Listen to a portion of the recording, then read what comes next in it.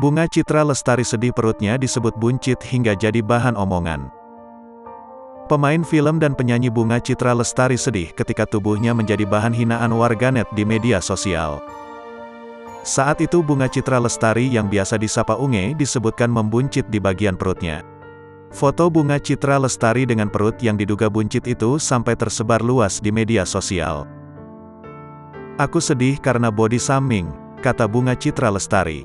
Sejurus kemudian Bunga Citra Lestari menunjukkan perutnya yang diduga buncit itu.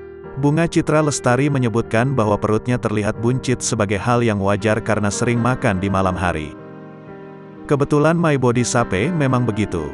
Terlihat buncit," ucap Bunga Citra Lestari yang dikabarkan dekat dengan Ariel Noah itu. "Karena angle kamera juga bisa," lanjutnya. "Nggak semua orang paham kalau perut saya sedang kembung atau menstruasi kan," lanjutnya. Bunga Citra Lestari memilih tidak mengomentari banyak tudingan miring itu.